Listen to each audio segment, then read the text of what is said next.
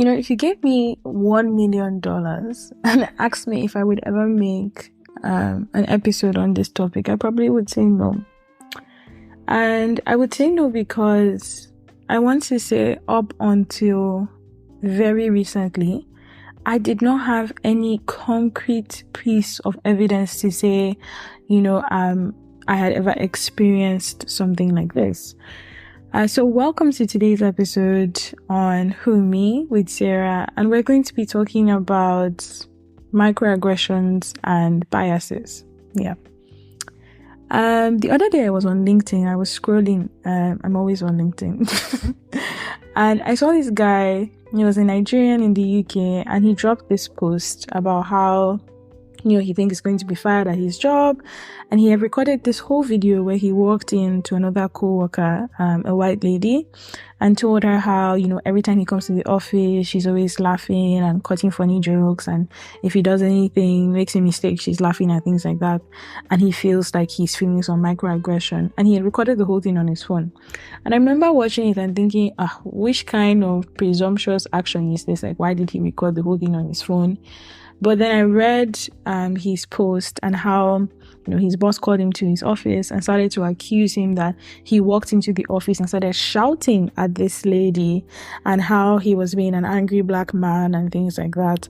And I guess to him, maybe in the heat of the moment, because this was online, he wrote down everything that had happened to him in that interaction and posted the video as evidence that he had calmly walked up to the lady and asked her a question, not the way it was phrased that he was an angry black man.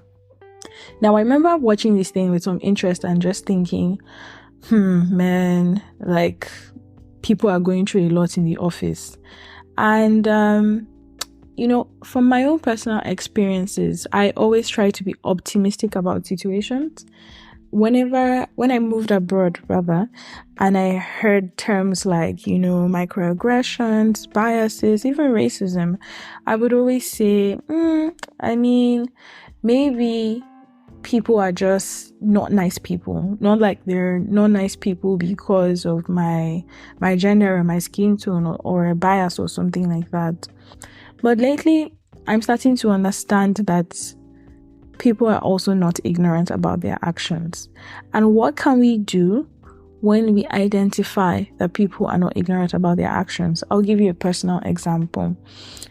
I had a situation where a male colleague was constantly, on my projects, forgetting that it was my project, attributing my project success to my male colleague. In a meeting, I'll be speaking, and it's when I'm speaking that he literally will start doing a million other things, or carry his laptop and go out to get a drink of water and then come back when I've miraculously finished speaking.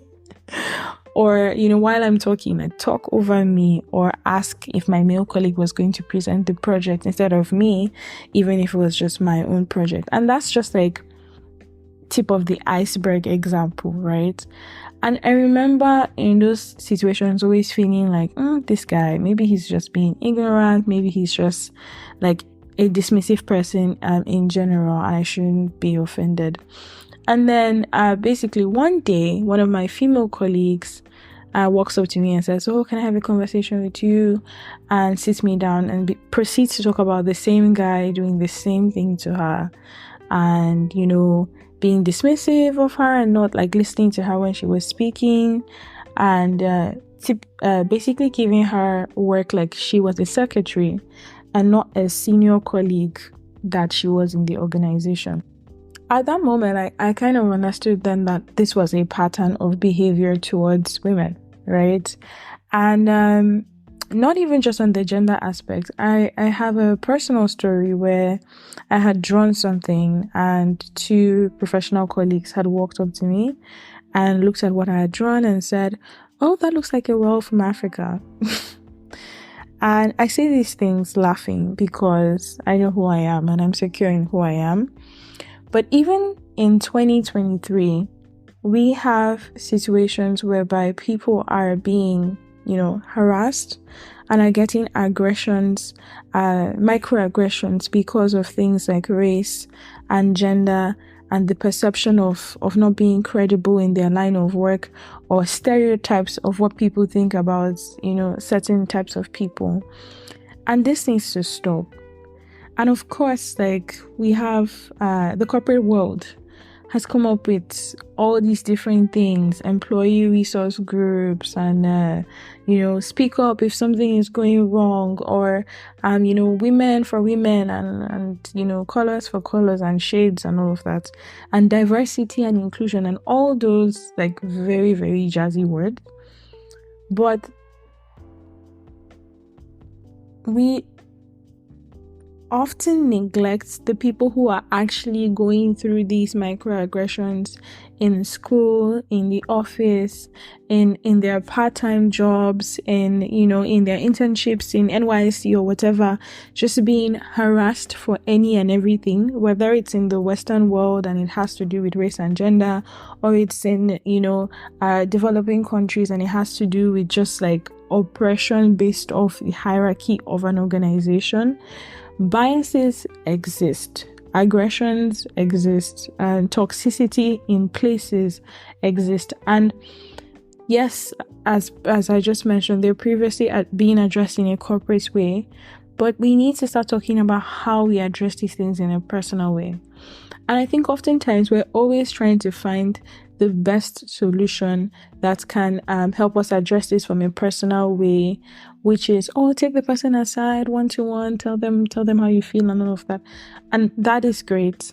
But I want to explore the posture, the heart posture, when it comes to being in a situation like that, where you find yourself dealing with a microaggressor or a bias or oppression or suppression or all of that, and what the posture of your heart should be in those kind of cases. So I'm a believer, and of course my first response is, what would Jesus do? I mean, cliche as it sounds to whoever that is listening, that really is the guiding light for how I make my decisions. What would Jesus do? How would he have me treat this person? This is someone he died for. Even if the person is not being the nicest person to me, this is someone he died for. And trust me, transparently to you, that has saved me many times from my mouth or my temper getting the best of me, and just, feeling like if I was in the wrong place, in an alley, something like that. It controls my speech. It controls my actions when I'm faced in these cultures or spaces where I feel this bias or aggression or something of some sort. It helps me to think, and even from a spiritual point of view, it helps me apply that in a logical way in the corporate world. It helps me have the emotional maturity that I need to speak to the higher ups about this situation. It helps me have the emotional maturity I need to speak to the person one-on-one in this situation. But most importantly, going back to the heart posture, it helps me to not expect anything from that person. It helps me that their treatment of me does not take away my joy, does not affect my credibility as a person and as a professional, or steal the joy I have in my office space or in my projects or whatever. It literally helps me to see the sunshine in every situation, if that makes any sense. And so my happiness is not dependent on even the situation changing or the person changing, even if it will, and it does.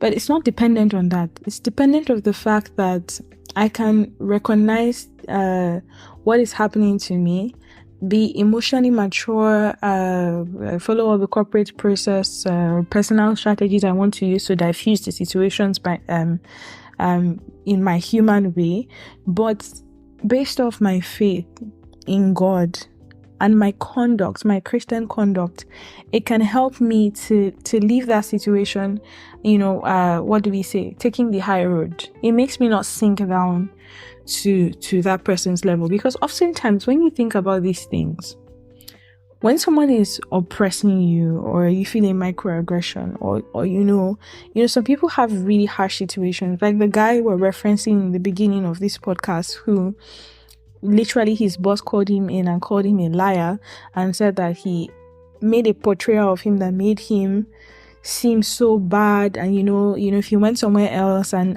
they had called for a referral, like that's what they would be saying about him if he didn't have proof.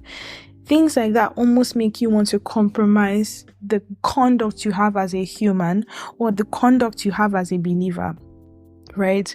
Where you find yourself gossiping about those people, being angry about those people, not cheering on for their success, happy if they fail, things like that.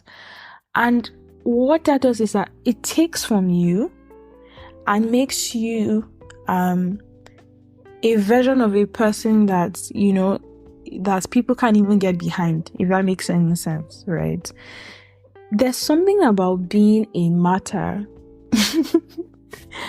even in situations like this. I mean, let's call it by and by persecution, right? For our faith, we have history of people being persecuted for the faith. Now, in our pop culture world, there's bias, microaggression, or all these things wrapped under some sort of social persecution as well, where someone is, treating you in a standard that is less than because of your gender, of your skin, of where you come from, of how you sound, of the fact that you're just not like them. It's persecution by and by. And how do we want to respond to that persecution? You can respond to that persecution by being at war and having a mindset that every and anyone is your enemy, and always living on the line, towing the edge, always thinking about what's next and how somebody's going to persecute you. That could happen. Second thing that could happen is you could change yourself to try to be more like those people who really are not anything you want to be like. People say, there's this saying that says, hurt people. You don't know where they come from. You don't know their background. You don't know the naivety or lack of knowledge that they have to treat you like that. And then sometimes some people try to blend or, tone down themselves or just change themselves to fit in, to look more like the persecutors, because they feel in some way that chameleon of effect will stop the persecution, if that makes sense. And then the third way is to be like Stephen, right? So Stephen in the Bible believed in God's word. He believed in the gospel. He was a follower of Christ. And for what he believed in, he was stoned to death, right?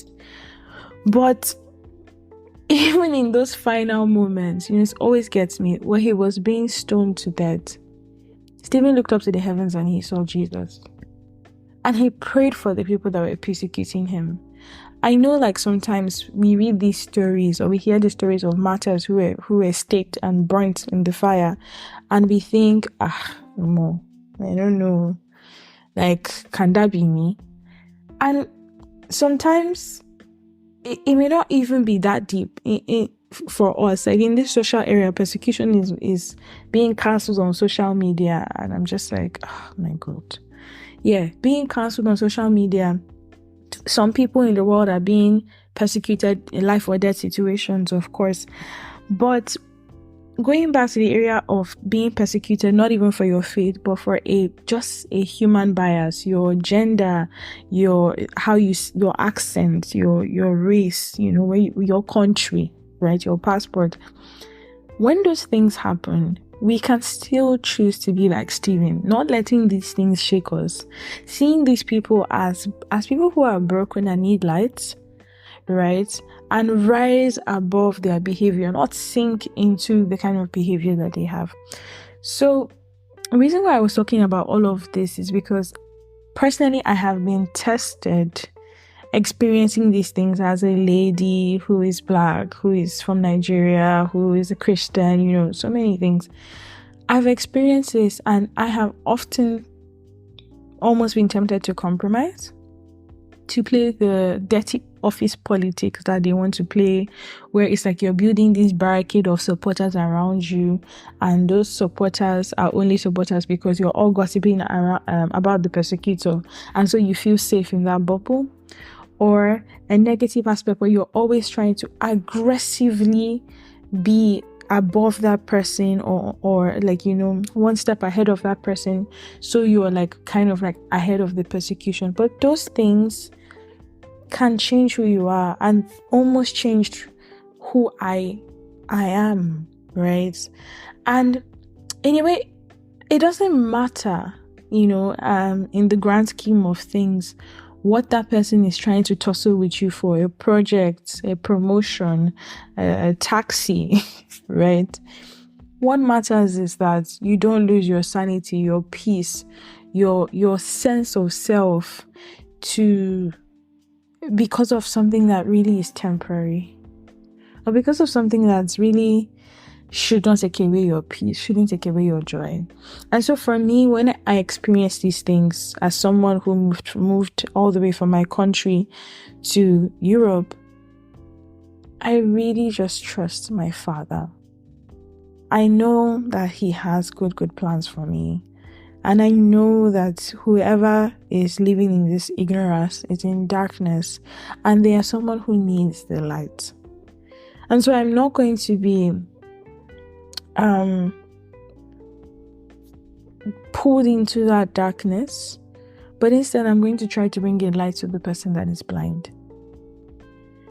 Because if someone cannot see your value, or if someone just for absolutely no other reason than a social construct decides to be a mean human being to you, then they're not worth you losing your sleep over. They are worth your prayers.